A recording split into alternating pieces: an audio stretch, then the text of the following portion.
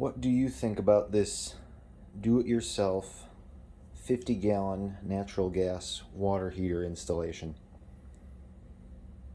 The water heater was a little bit less than $600 from Home Depot, and then with supplies, I believe the entire cost was around $700. How much would a plumber charge for this installation? I was going to guess at least $2,000. But as you can see, I put it up on blocks just in case the basement floods, which it never has. But my furnace was up on blocks, so why not? There's the old water heater. It's a 40-gallon. It wasn't leaking, but when it comes time to sell the house, a home inspector would definitely have an aneurysm. And they would probably be demanding that I hire a licensed, bonded, insured, qualified plumber. See, it has a date of 1988 on it. But nonetheless, no flex lines installed.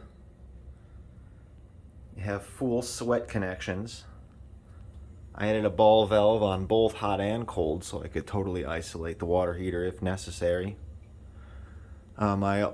Previously they were using a one of those crappy saddle valve tap things for the humidifier, and they put it on the hot side, but I put one of each. Nice little valves there so you could decide if you want to use hot or cold water for your humidifier. Very handy. The water heater already claimed to have dielectric nipples, but I used dielectric unions here as well. I just have to shorten the flue pipe a bit. The old water heater sat a little lower, and they had an extension piece in here, so removing that and putting it right into the angle there works well, and the slope is the same as it was before out to the chimney.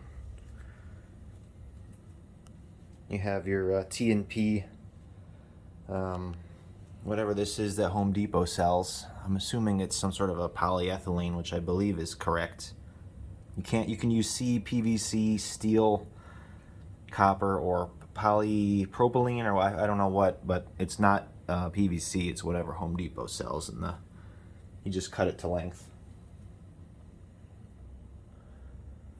So it's been here for let's see, I did this on Friday and today is Sunday. 2 days, no issues, and it is whisper quiet in comparison to the old one, which the flame was a lot louder and the gas valve made a really loud clicking noise when it turned on and off.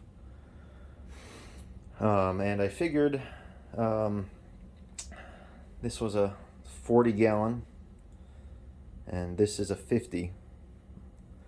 Although it says it has a capacity of,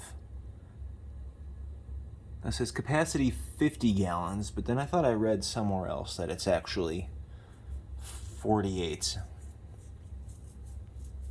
This is input BTU hours 38,000. I believe this one was 40,000. So, yep. So I don't know. I really don't think there's going to be any noticeable change in gas usage, but maybe less likely to run out of hot water with the extra 8 to 10 gallons.